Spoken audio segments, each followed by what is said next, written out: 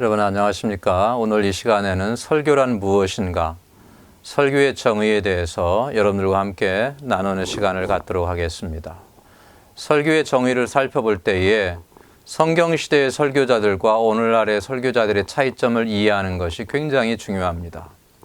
성경시대의 설교자들은 선지자들, 예수님, 사도들이 대표적인 설교자들이라고 볼 수가 있겠습니다.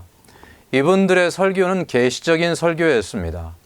이분들은 하나님의 말씀을 선포하면서 증거하면서 이분들의 설교를 통해서 그 이전에는 존재하지 않았던 하나님의 새로운 계시가 이분들의 설교를 통해서 나타나고 선포되었습니다.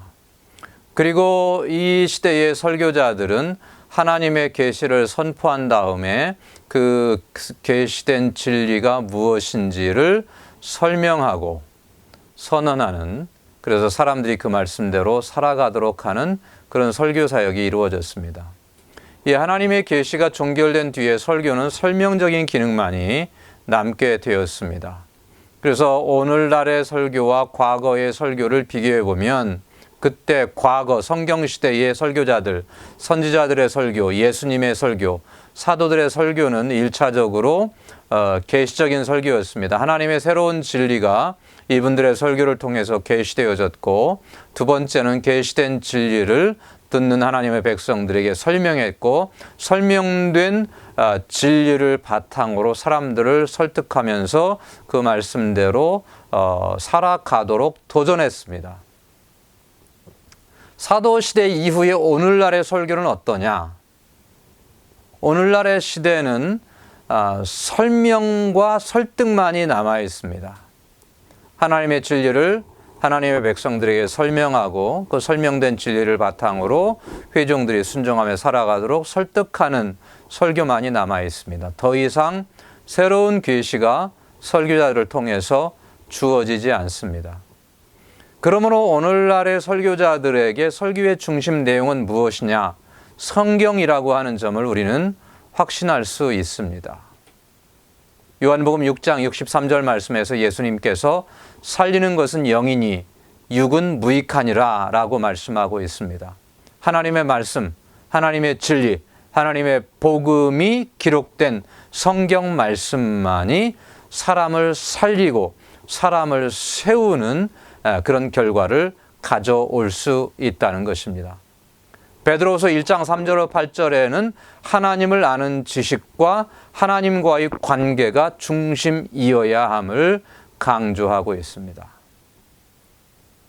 그러므로 오늘날 설교자들의 임무는 하나님의 말씀을, 설교의 메시지를 창작하는 것이 아니라 이미 완성되어져서 기록한 복음의 메시지를, 하나님의 진리가 저장된 성경의 메시지를 충실하게 전달하는 것입니다. 그래서 어떻게 하면 내 설교 사역을 통해서 하나님의 기록된 진리가 올바로 증거되고 전달되어져야 하는가에 모든 설교자들의 초점이 있어야 합니다. 그래서 설교자들에게는 하나의 어떤 긴장감이 있습니다.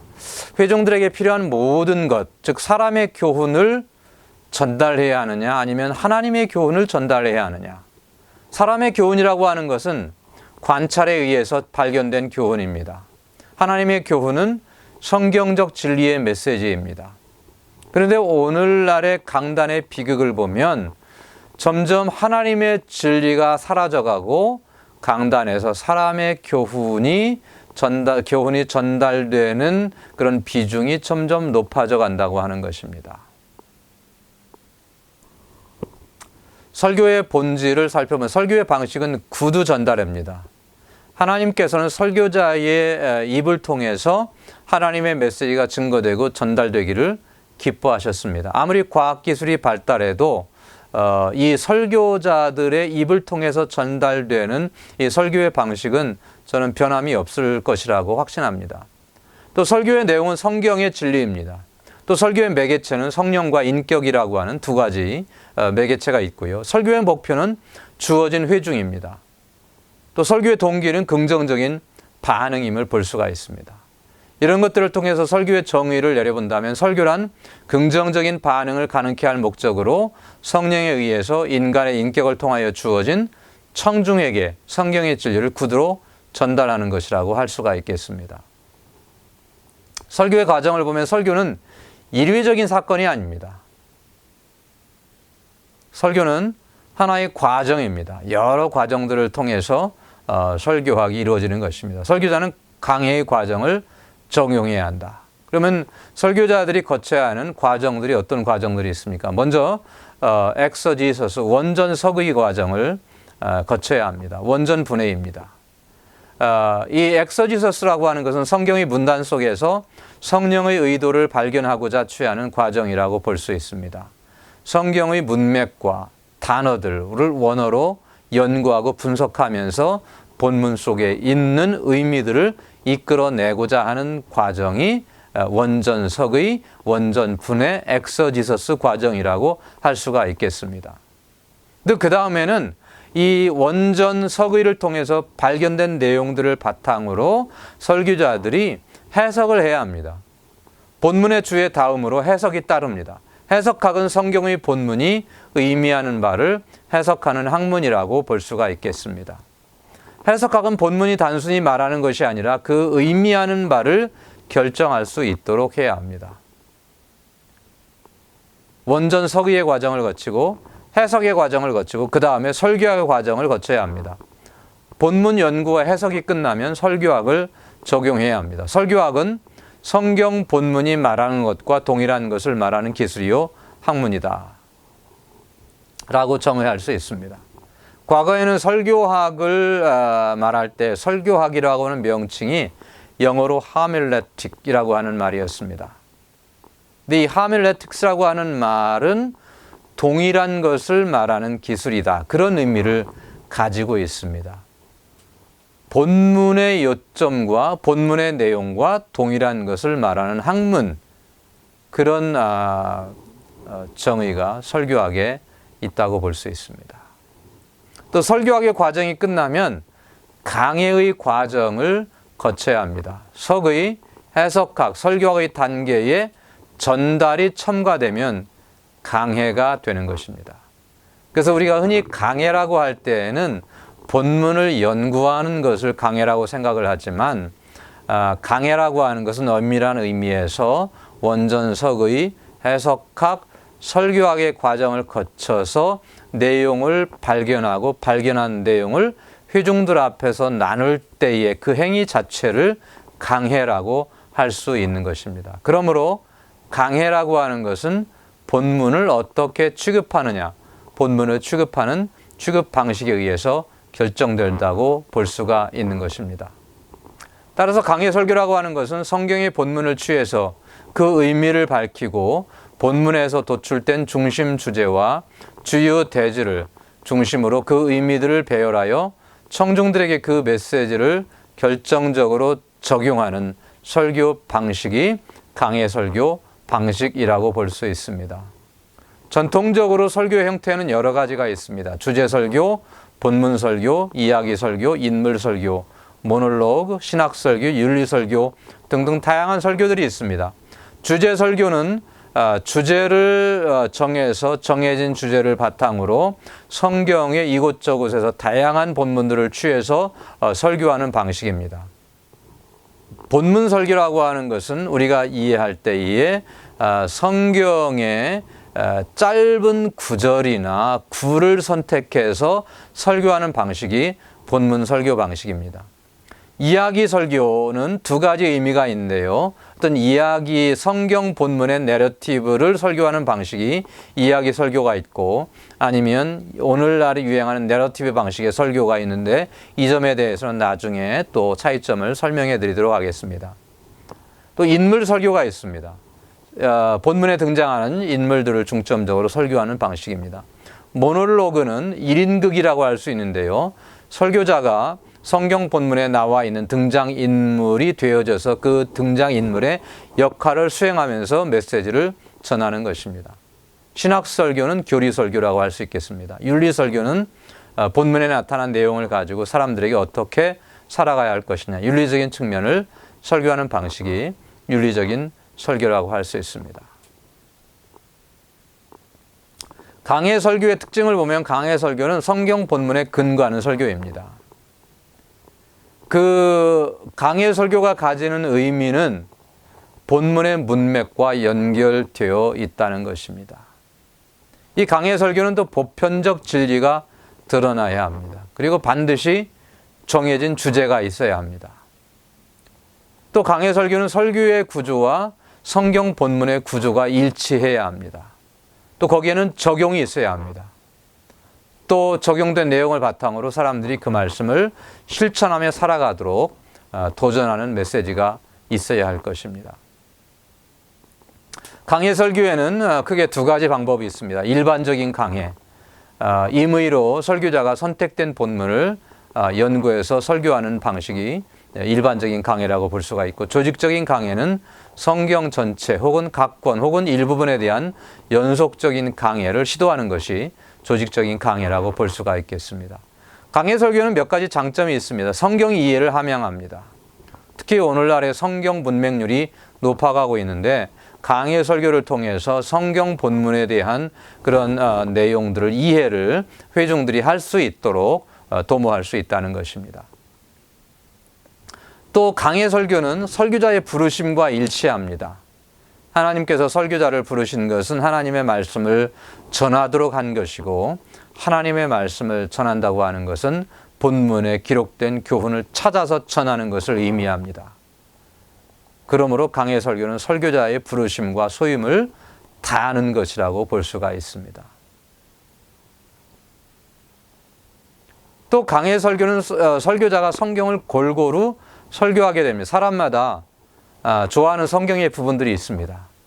그래서 자칫하면 자기가 좋아하는 부분만 설교할 수 있는데, 강해 설교를 하다 보면 성경을 골고루 설교하면서 성경 전체의 내용에 익숙해지게 하고 회중들이 성경 전체에 접할 수 있는 기회가 될 수 있는 것입니다. 또 강해 설교는 보호하는 기능이 있습니다. 설교자들을 보호할 뿐만 아니라 회중들을 보호해 줍니다. 강해 설교를 하다 보면 설교자들이 하는 강해의 메시지는 설교자 개인의 메시지가 아니거든요. 하나님의 말씀에 있는 내용을 전하는 것이기 때문에 설교자 자신이 보호가 될 수 있고, 또 회중들을 영적으로 보호해주는 그런 역할을 한다는 것입니다. 또 강해 설교는 설교자의 스트레스를 줄여줄 수 있습니다. 설교자들이 가진 공통적으로 가장 큰 부담감 중에 하나는 주일 설교가 끝나면 다음 주일날 어떤 설교를 해야 하나라고 하는 그런 부담감입니다. 그런데 강해 설교를 하다 보면 이미 설교의 본문이 정해져 있습니다. 그러므로 어떤 설교 본문을 선택할 것인가에 대한 부담감이나 스트레스를 줄일 수가 있다는 것입니다. 또 강해 설교는 성경에 대한 관심을 높여줄 수 있습니다. 설교자들뿐만 아니라 회중들에게도 성경에 대한 관심을 높아져서 성경에 이런 내용이 있구나라고 하는 점들을 함양시킬 수 있습니다. 또 영적인 성숙을 도모할 수 있습니다. 여러분, 하나님의 백성들이 성숙하는 양분이 무엇이냐? 하나님의 말씀입니다. 그럼 강해 설교로 충실하게 하나님의 말씀으로 꼴을 먹인다면 하나님의 백성들이 강건하게 세워져 갈 수 있을 것입니다. 강해 설교의 위험성이 몇 가지가 있는데요. 강해 설교를 생각할 때 많은 사람들이 지루하지 않느냐.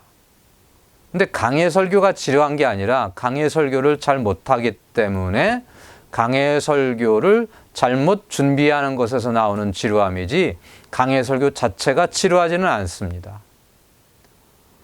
자칫하면 무의미하지 않느냐. 성경 이야기만 하고 왜 오늘날 우리의 삶의 이야기를 하지 않느냐. 회중들이 의미를 찾지 못할 수 있어요. 근데 나중에 우리가 강해 설교의 내용 속에서 다루겠지만, 여러분, 회중들에게 충분히 본문의 내용을 설명하고 적용해 준다면 얼마든지 실생활과 연결된 의미 있는 설교가 이루어질 수 있습니다. 또 자칫하면 획일적인 설교가 될 수 있습니다. 지난주 했던 설교, 이번 주 했던 설교, 또 다음에 하는 설교가 똑같을 수가 있어요. 유사한 설교가 이루어질 수 있습니다. 그러나 강해 설교를 할 때에 매번 비슷하게 할 필요가 없습니다.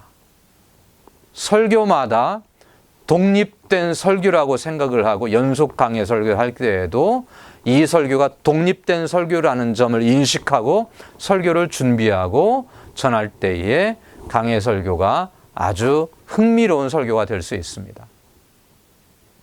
또 감동이 없다. 감동이 없는 설교를 하니까 감동이 없는 거죠. 그 다음에 형태가 없다. 그렇지 않습니다. 강해 설교도 형태를 갖추어서 일정한 형태를 갖추어서 설교해야 합니다. 형태와 구조에 대해서는 나중에 좀 더 설명해 드리도록 하겠습니다. 또 지나쳐진 세부 내용에 집착하는 것이 아니냐. 강해 설교라고 해서 본문에 나와 있는 모든 세부 내용을 다 설명해야 하는 것은 아닙니다. 여러분, 이런 부분도 나중에 이 설교의 방법론에 가서 설명하는 시간을 갖도록 하겠습니다.